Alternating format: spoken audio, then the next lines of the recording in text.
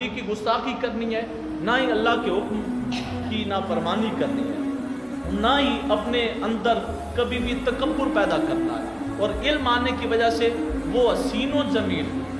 جو کثیر العبادات بھی تھا،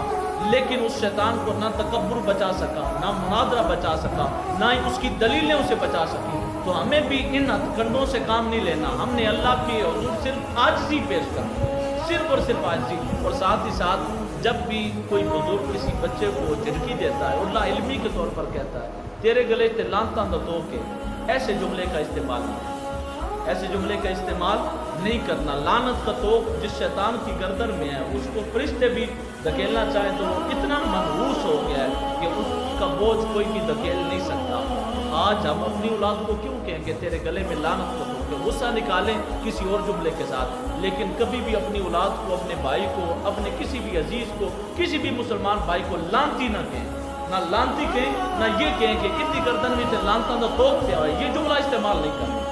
کیونکہ حضور اکرم صلی اللہ علیہ وسلم کی حدیث سے ہمیں یہ رہنمائی ملتی ہے، لعنت کا مطلب ہوتا ہے محروم عن الرحمہ و محروم عن الجنہ۔ وہ بندہ جس کے بارے میں ہمیں مکمل کامل یقین ہے کہ یہ رب کی رحمت سے بھی دور ہو چکا ہے اور رب کی جنت سے اور رحمت دونوں سے دور ہو چکا ہے، رب کی جنت سے بھی محروم اور رب کی رحمت سے بھی محروم جو انسان ہو اسے لعنتی کہتے ہیں۔ تو بتائیں ہم میں سے کوئی بھی ایک دوسرے کے بارے میں یہ گمان کر سکتا ہے؟ بالکل نہیں۔ ہم جب گمان نہیں کر سکتے، ہم ہر ایک کے لیے یہ آرزو رکھتے ہیں کہ اللہ پاک میری بھی بخشی فرمائے، میرے یار کی بھی بخشی فرمائے، میرے پڑوسی کی بھی بخشی فرمائے، تمام امت مسلمان کو اللہ بخشش کاملہ شفاعت مصطفیٰ کے صدقے جنت میں اعلیٰ مقام عطا فرمائے۔ جب ہم یہ جذبہ رکھتے ہیں تو پھر کبھی بھی کسی بھی مسلمان بھائی کو لعنتی نہیں کہنا۔ اگر کہہ سکتے تو کہا کرو ہر صحابی نبی جنتی جنتی، ہر غلام نبی جنتی جنتی۔ صرف جنتی ہونے کے حوالے سے دعا بندہ کر سکتا ہے، لیکن لعنتی اور جہنمی ہونے کا کبھی بھی بندہ اعلان نہیں کر سکتا، کیونکہ ہمارے ہاتھ میں یہ اختیار نہیں ہے، ہمارے ہاتھ میں صرف دعا کا اختیار ہے۔ تو اس لیے اپنی زندگی میں یہ وتیرہ بنائیں، وہ تمام جملے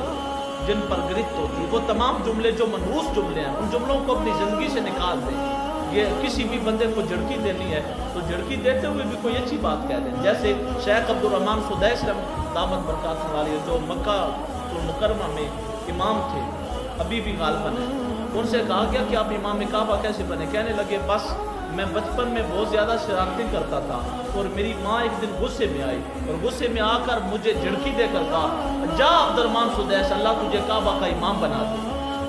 اللہ تجھے کعبہ کا امام بنا دے۔ شیخ عبدالرحمن سدیس کہتے ہیں کہ وہ بس میری ماں نے مجھے جھڑکی دی تھی اور جھڑکی میں مجھے ایک دعا دی تھی، اللہ پاک نے مجھے اس دعا کی برکت سے کعبہ اللہ کا امام بنا دیا۔ تو آپ بھی کبھی کبھی اپنے بچوں کو ایسی جھڑکی اور ایسی دعا دیا کریں،